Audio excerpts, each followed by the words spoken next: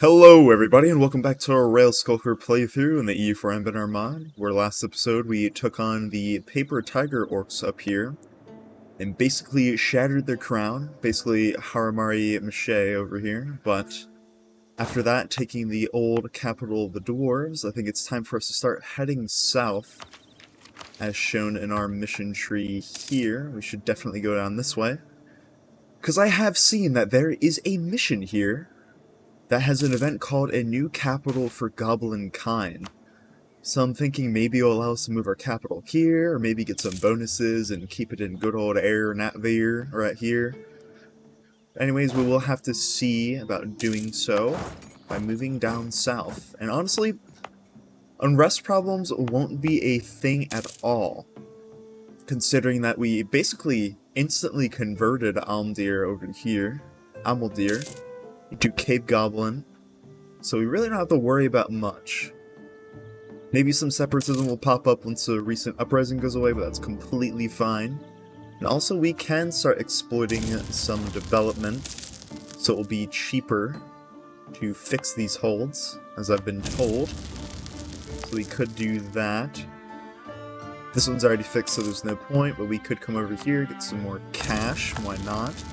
I know some people would be like, oh my god, why are you getting rid of development? Are you insane? But it's just, makes it cheaper to restore the hold, and then once you restore the hold, it's easier to develop, and, you know, these are amazing to develop anyways, so it's not that bad.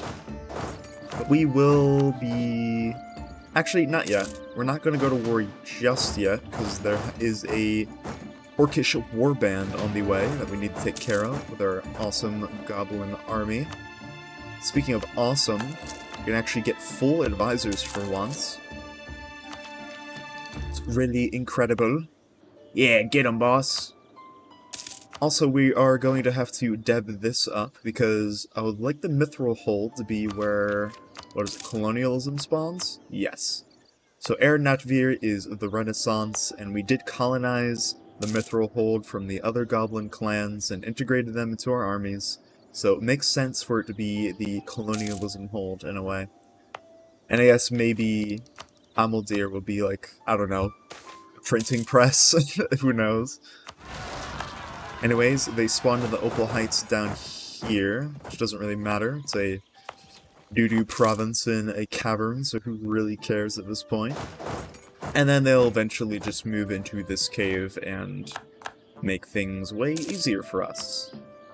And I'm also going to colonize it down here, because that is also part of the mission tree. We need to get Traveler's Refuge, which we just got, Skullgrave Hall, which is right here from Silver Tusk. We'll easily get rid of that. And then we just need to get Holy Yarkad, which is touching the harpies down here. Yeah, that's right, goofball, run into me. They still do hurt. Our goblins aren't really good at fighting orcs, go figure, but they're in our hold so we can smack them around.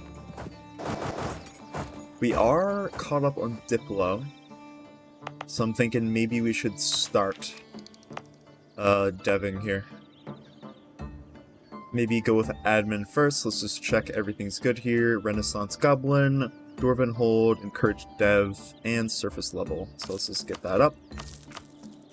As much there. Let's check out this as well as it continues.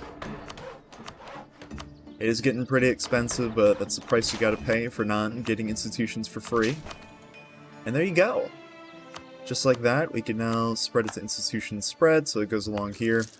Even though these are pretty low dev, which is something I've never really liked so far about playing in the Dwarovar, is basically all of your development is centralized in these little holds, which I guess makes sense in a way, because the caverns aren't really going to be that amazing. Maybe the Dwarven roads, once we rebuild the ruined rails here, they'll be amazing for development, but we don't really know for now. But here is something amazing. Thank God our noble wife is leaving soon, because the regency will end. We don't want that disgusting malice there. But we are able to form into a republic.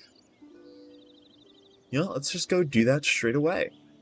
We must guard the liberties of our citizens and form a state where the head of government is not hereditary, but instead elected from those with the right qualities.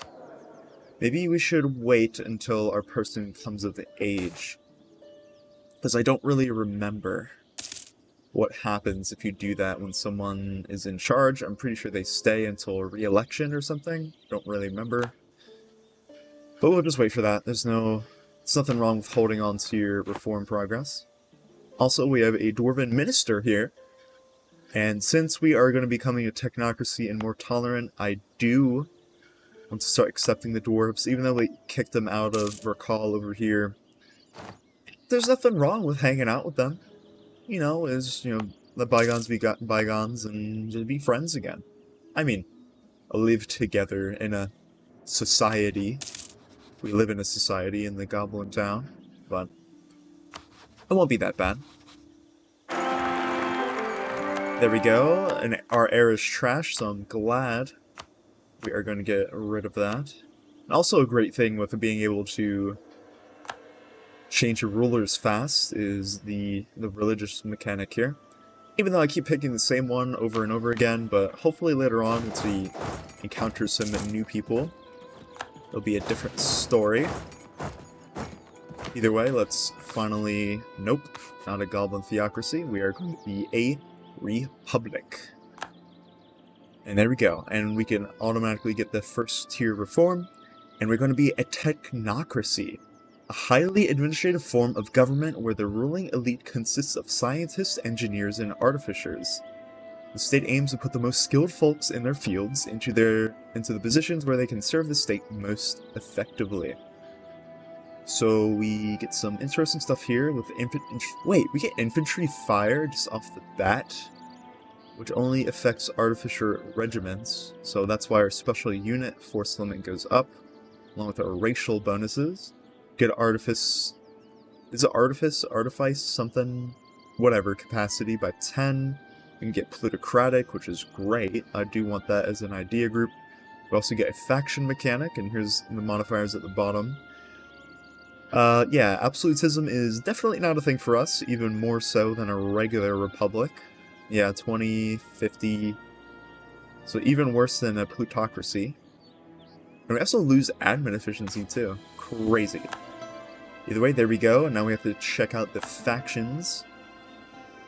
Also, I am going to follow this mission down here for Zelezclan governance, so I am going to go follow that with republicanism next. And I mean, that's not that bad anyways.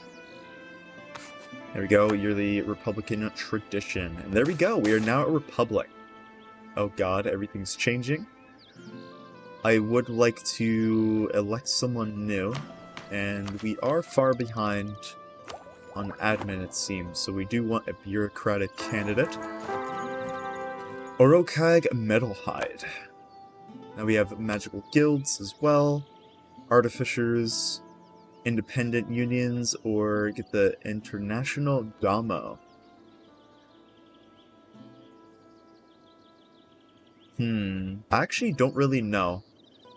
Maybe they should just be independent for now. I mean, based on that choice, it might change a lot of stuff, but I'm hoping we can change it a little bit later. Independent unions gives us special units force limit and production efficiency, and just takes away absolutism, which was never a thing for us. We have an upkeep of 12 for artificers, and there's all this new stuff here, like invention research and all this goody-goody stuff. Don't really know what it does, though. Apparently we can do a research event there. And we have the mages now, which is kind of hilarious. They're just chilling for now. Could take this, but it doesn't really matter. Probably should have sold my titles before we switched, but it's really whatever at this point. We'll actually take some crown land. 85% is owned by me, which is incredible, so it gives us a lot of bonuses, even though the absolutism doesn't matter. And yeah, there's the debuff to counteract that. Okay. Wonder if that changed any of these. Not really, but it looks like Verkal is getting really cheap, so we could do that. And here's our capacity. We lose some capacity due to not having manufactories, but that's far down the line. And yeah, there's just a ton of crazy stuff. I remember when Artificer stuff or whatever first came out, and it was like a ton of modifiers that didn't make sense, but it looks like they really did clean it up a lot. I'm excited to see what happens. Looks like we also got a Dames tier meteorite. Illuminating the sky with a cyan glow before tearing the heavens in a deafening crash. A huge Dames tier meteorite is crushed in the province of, Kama. Shaving forest and field. Is this like bugged or something? Pretty sure Kama isn't a province. Guess that was a little bugged. Okay, I'll take it, I guess.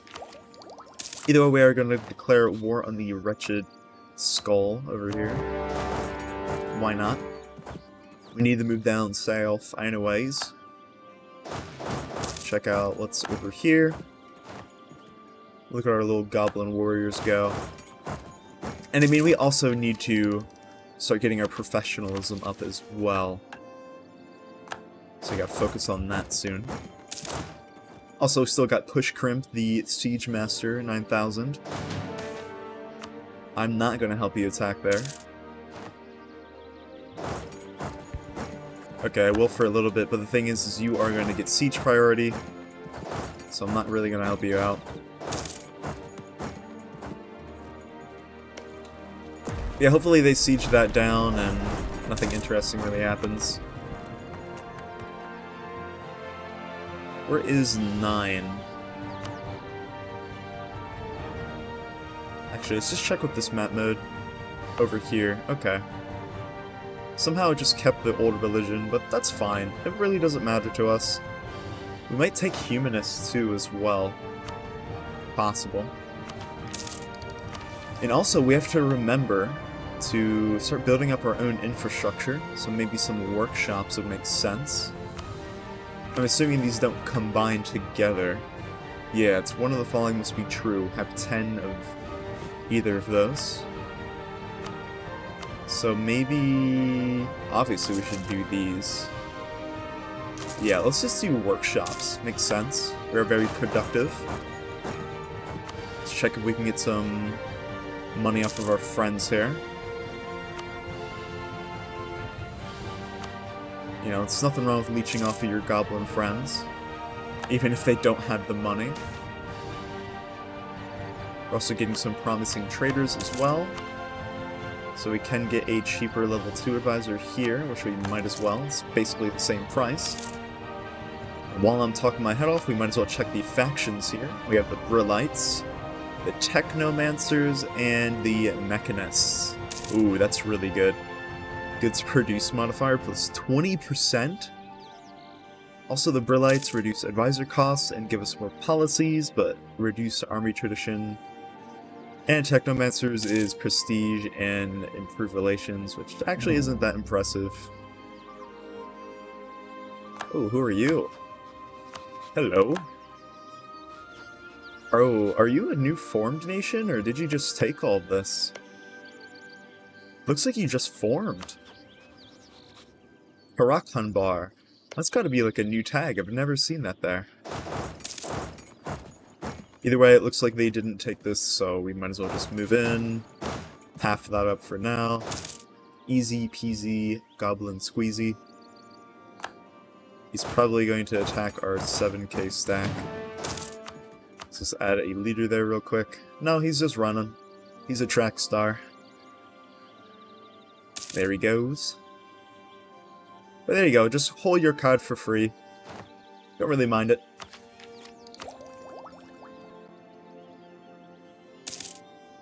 Yeah, and hopefully we can beat them. Actually, as soon as I said that, Push Crimp, the General Meister that was sieging everything down with the blink of an eye, is now dead. Should get someone new. Zuka Rageblade. Wow. Hello there, 2524. Looking pretty sexy for a goblin, if I do say so myself. Get in there, you beautiful bastard. Let's Let's get that siege immediately. Just kidding. Looks like everything's looking pretty good for the goblins down here. I honestly thought this Shattered Crown War was going to be really hard. But now they're down to 6k men. But it does look like they are friends to someone really scary, which is the Frozen Maw. Icy Teeth Man, so we gotta worry about that.